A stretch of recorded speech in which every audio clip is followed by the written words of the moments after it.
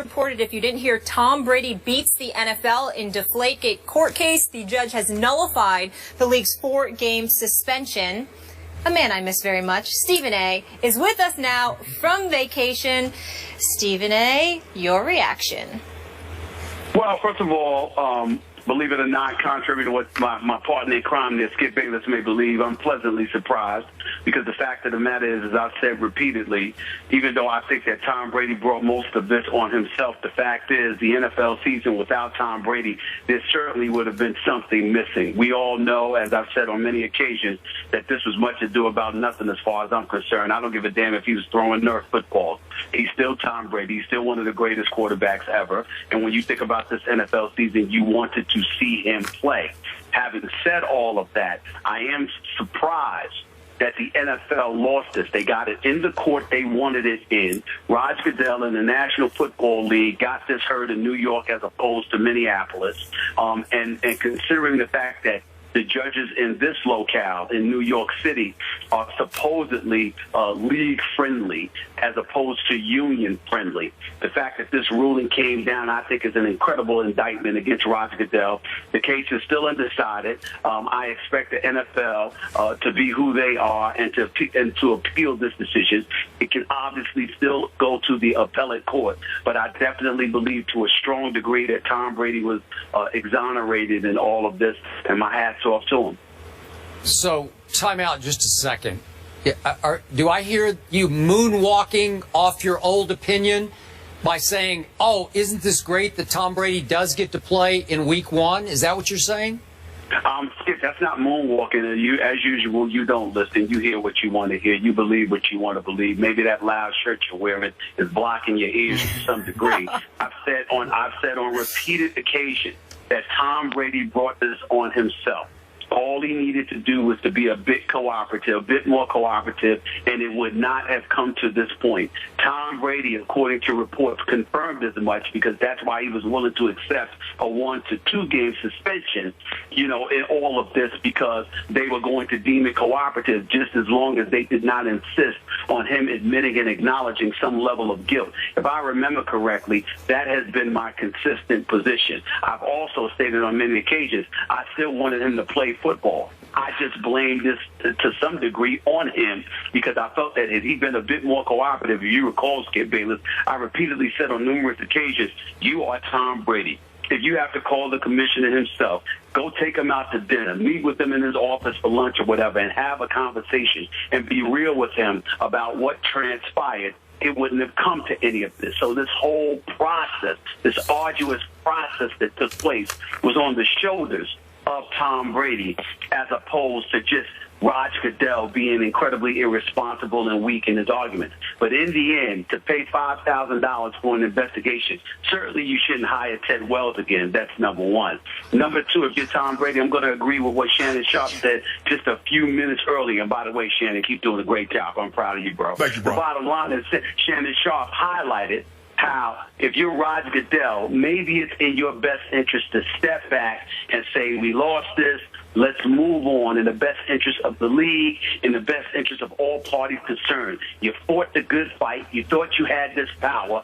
The Players Association challenged it. They won. Eat it. Live with it, and let's move on and get back to the business of discussing football. Stephen A., I agree with you, and I'm shocked that the league lost this case also. But what it goes to show you, although the players and the owners gave Roger Goodell absolute power, the judge basically said, your power, you were so egregious in the punishment that you handed down, I have no choice but to vacate this. Well, I think the judge definitely said that, and it's perfectly within the judge's right to do so. I think the thing that we all have to be alarmed about is precedent usually states that the commissioner's power via the collective bargaining agreement is absolute. We're usually not inclined to usurp the authority handed to the commissioner by collective bargaining negotiation. Here was an exception where even the judge acknowledged that it was an aberration, that usually he nor any other judge is prone to lean in this direction and make these decisions. The fact that they were willing to do so in this case speaks to how egregious they felt Commissioner Goodell's abuse of power actually was in this case. And as a result, more so than in anything else, whether it be Ray Rice, whether it be Greg Hardy, or a litany of other issues that we can point to, I think in this particular case involving Roger Goodell, I can't imagine anything that has hurt him more than this, because whereas domestic violence issues and off-the-field legal issues may be something he may have mishandled from time to time, that was outside the game of football. So whether it be ignorance, incompetence, insensitivity, or whatever, you can sort of get away from that because you're the commissioner and you're perceived as an individual that may not have known better. But this is directly relating to football. This falls under his purview. And the fact that he has been labeled egregious and abusive in his power, in this case by this judge, even if they do win in appellate court, the fact remains that Roger Goodell has been significantly stained in all of this, and Tom Brady has been exonerated. And one judge in the previous case, Stephen A., said arbitrary. But I think what the commissioner, what he lost in the fight against Tom Brady, he gained with some of the players, Stephen A., because what we have seen in the past is that he had no problem suspending a Michael Vick for a year, a Pac-Man Jones for a year, and a litany of other players for an extensive period of time. But he stepped outside of the box. He went after one of the Mount Rushmore quarterbacks in the National Football League because he felt, and the league felt, that Tom Brady had committed an integrity or conduct detrimental to the league. And so he stepped outside of the box. He gained a lot of credibility with some of his players in this league, Stephen A. Even though he lost, the league lost, he gained a lot by taking this fight to Tom Brady. Well, I will say this to you. You can look at it that way, Shannon. I'm not sure I agree with that. I would have to lean towards my man Skip on this particular notion. You can say that he's gained credibility with the players for showing a willingness to go after Tom Brady. But I think the big winner in this is the Players Association in concert with Jeffrey Kessler, because their willingness to take this fight to Roger Goodell, something I've lamented simply due to all the money of the players that they were spending in order to pull this off, by showing that indeed Roger Goodell can be beaten, especially if they win this in appellate court as well, assuming that the league takes it to that next level. If the Players Association wins that battle already by winning this battle today, that really emboldens them and validates not just their existence, but the willingness in which they have to fight time and time again with Roger Goodell. I don't think there's any way that Roger Goodell comes out looking good in all of this, simply because he has shown that his investigation was suspect to begin with, and he leaned on it so heavily. If he never hired Ted Wells and just suspended Tom Brady, that would be different. But the fact that you spent $5 million on an investigation, and then that investigation ended up with so many holes, yet you stood so steadfast in support of that investigation. If you are Roger Goodell, I think that's more of a stain than it is a compliment to the job performance you're exercising. Outside of that, the only thing that I would like to say is that I'm actually very happy about this decision, not just because I'm going to get to see Tom Brady play from week one, but the biggest reason is because I don't have to see that brat known as Skip Bayless sitting across the table from me, whining and crying about Tom Brady getting messed over, what have you. I can now see Skip Bayless smile a little bit more, be a little bit more affable, a little bit more calm. He's not terrorizing Molly. He's not terrorizing Chuck Salaturo or Kevin Rita and all the producers. He's actually going to give my colleagues and our staff a break for a change, instead of being a whining brat for Tom Brady that he has been. It's good to see you smile again, bro. It's good to see you. Couple of things there. Number one, I hate it when you take vacation because you get to rest your vocal cords and you come back on even from remote and you talk even more than you usually do when you're sitting in this chair in this studio.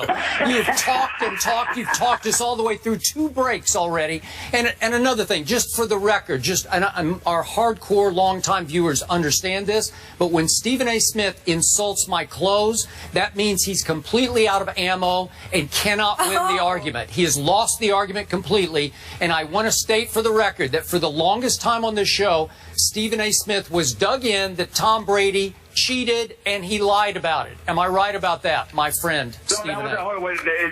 In all seriousness, in fairness to me, that was my initial position. And then as we both looked at the report and the preponderance of evidence, we saw some holes in Ted Wells' investigation. The difference between you and I is that you were willing to completely exonerate Tom Brady. And I was willing to say to you that I don't think he knew about the deflated footballs. I don't think he cheated, but he was uncooperative. I believe that, and I believe that he brought most of this on himself. And had he been a bit more cooperative and worked the cachet that comes along with his great name, then obviously I think the results of all of this would have been incredibly different, because I don't think it would have gotten to this point. Okay. I think it got to this point because he's been fighting unnecessarily. That's what I said, and I still stand by that. Fair enough. Now, remember what I told you 2 days after the Wells report came out, that Tom Brady's ultimate goal here, long-term ultimate goal, take down the commissioner, expose his lack of integrity or credibility, whatever you want to call that, to the point that he could lose his job over it. I'm going to point out to you, Stephen A., remember, the previous commissioner, Paul Tagliabue, came in on top of Goodell's Bountygate rulings and rescinded all those, vacated all those. Remember that? That was a terrible blow to Roger Goodell. This is an early, terrible blow to Roger Goodell. Again, I don't know how this is going to play out in appellate court, but my question back to you is, could this ultimately cost the job of a commissioner who's clearly still very well liked and respected by the majority of owners? That all depends on whether or not this impacts the respectability that the NFL brand has to Joe Public and how much money it could inevitably cost them. I don't think either situation is going to reap any fruit, and as a result, I think Roger Goodell is safe. I do believe that this hurts him in terms of him exercising his power. I do believe that for future reference, owners, his bosses, will step up and say, you know what, that ain't worth the fight, that ain't worth the battle, we need you to chill on this because you saw what happened in times past. I don't believe, however, this equates to Bountygate. If you recall, during Bountygate, Skip, a lot of what influenced the commissioner's decision at the time was having Greg Williams, the former defensive coordinator, dead to rights, and Coach Sean Payton presumably lying to Roger Goodell's face.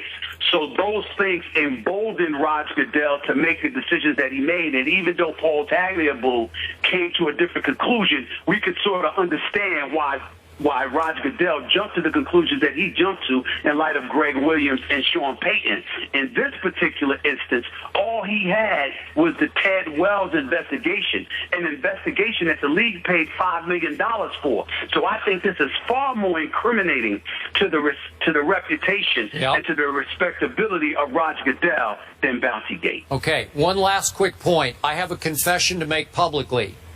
I miss you. Aww. I miss you, man. Well, listen, man. Come on now. First of all, I miss my boy too. I always take off right before the football season starts because after that, there ain't no days off. So I know you miss me. I miss you too. I even miss those loud outfits you're wearing. But in the end, always remember this, Skip. It's just a vacation. I shall return. You better. And Molly, you know I miss you. And Shannon, I love you, bro. You know that. Appreciate it.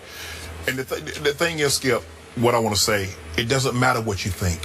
When I was in college, my criminal law professor said, son, it's not what you think. It's what can you prove. And looking at from the commissioner's point of it, okay, he thought he had Tom Brady. He thought he had enough probable cause. more probable than not, generally aware, whatever that standard is in civil that he was using. But the judge says, you can't prove this. No direct evidence. And that's so either they're going to have to adopt a new standard where probable cause, where the civil, where more probable than not, unless they have a smoking gun, definitive proof, because this standard, clearly the judge have frowned upon it. The standard works in the NFL court, but it doesn't work in the real court. Exactly. Right? I guess so. Yeah. Stephen A., thank you so much for joining us. Hope you're relaxing. Have some fun there. Let your hair down. And I'm lovely. I'm lovely. I'll see y'all Tuesday. Drink some water for me, Let your hair down. It means enjoy yourself. No, I won't say it. What? Oh, okay. Stephen A., we miss you. We'll see you soon here. You guys, I got to share 2 tweets. Foxborough Skip, your final thoughts. You know, Shannon, I'm sure a whole lot of Brady haters and Patriot haters are, so to speak, deflated right now as we speak. But listen, no Tom Brady for the first 4 games had cast a pall over the start of the NFL season. Yes. And now that he is definitely going to play weeks 1 through 4, I am so ready for some football. Yes. I think everybody is. I agree with you, Skip, because with him, if he had been suspended, that's the topic of conversation. Yep. No matter how great the games are, you're still talking about the New England Patriots, the reigning Super Bowl champs, playing without the Super Bowl MVP. Now that he's playing, now we can get back to talking about who has the best chance of getting to meet in Super Bowl 50. And as you mentioned, you have to like the Patriots because Tom Brady has given me no indication that he's slowing down. Now, you mentioned all the injuries on offense that I didn't even know about. I was just talking about their defense. But we know Coach Belichick teams, they progress as the season progresses. Don't be surprised if at the end we're like, I can't believe they got back again. Yeah. The Patriots, Cowboys? Patriots, Cowboys. Yeah, who you picking then? I reserve the right to not pick anybody if that happens. You got another one of your guys going. You know, I have mixed emotions because now Tom Brady will be back for the 4th game, if memory serves. That's at Dallas and Jerry World. Yes. So that I have mixed emotions because now that gives the Patriots a lot better chance of beating my Dallas Cowboys. The happiest people are the person that the network that has that game. They're the most happy. Wow. You've got some other things to watch tonight, though. Tim Tebow, we forgot about him. I will be watching every snap at 7. and hoping they're not last snaps. And then how about college football? Michigan at Utah. That kicks off tonight as well. How about TCU at Minnesota? All that fallout tomorrow right here on First Take. Shannon, thank you so much. Way to go. Thanks for having me, Molly. We'll see you Great again job. soon. Thank you. Skip, congratulations. Thank you guys for hanging with us. Have a great day.